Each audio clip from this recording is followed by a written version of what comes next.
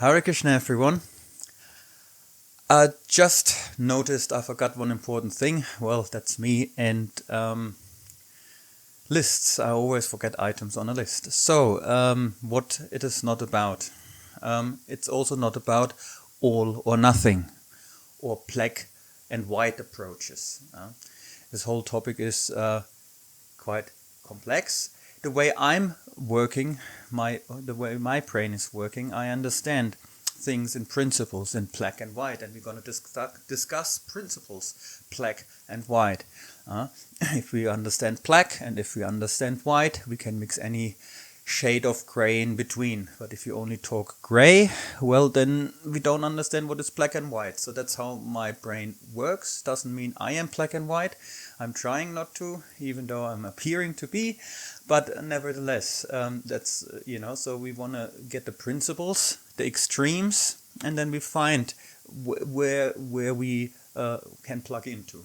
All or nothing. Krishna explains in Bhagavad Gita how we have to make the day of the materialist into our night. So that's 12 hours.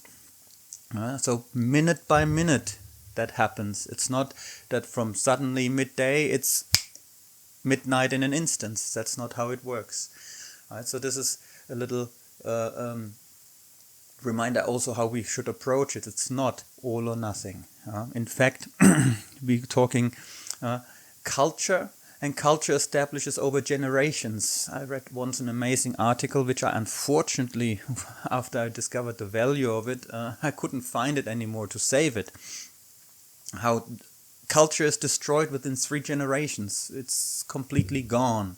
If you want to destroy culture, you can do it within 3 generations. But to establish culture, it takes much more time, 10 generations or even more. Right, so if we talk about establishing one ashram dharma, which is culture, it's a intergenerational project, right? So, so we may think, well, what little we can do in this lifetime, what's the point? Because, to be frank, whatever we can do will not even resemble in the slightest the outcome at the end. Nevertheless, hearing about it in the first place helps us to understand the topic a bit more deeply and make minor adjustments which seem insignificant in the grand scale of things. But even though they may be insignificant and we not even appear, there's maybe not even any resemblance of a cultured human being, taking one ashram dharma as a standard, it will have such an immense impact in our personal lives, materially and spiritually. Right? So this is, I simply wanted to add that in before we head on to why it takes a little bit more time. And just as a reminder, it's about the first step is always hearing.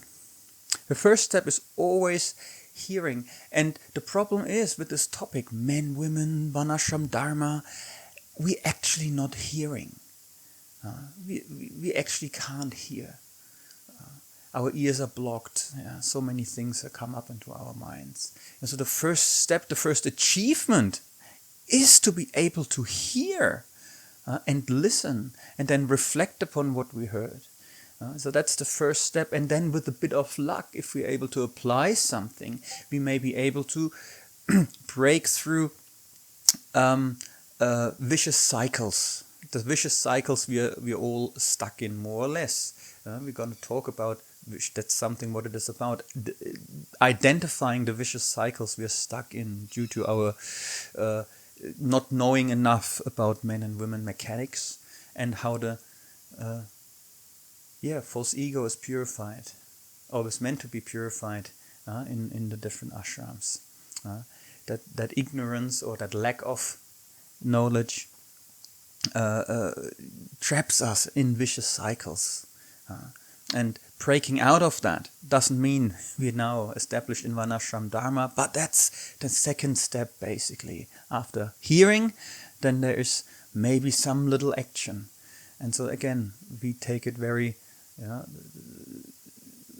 small steps, but at the same time we want to know No? The end result, we have to learn about the end result. So that's the black and the white. Yeah?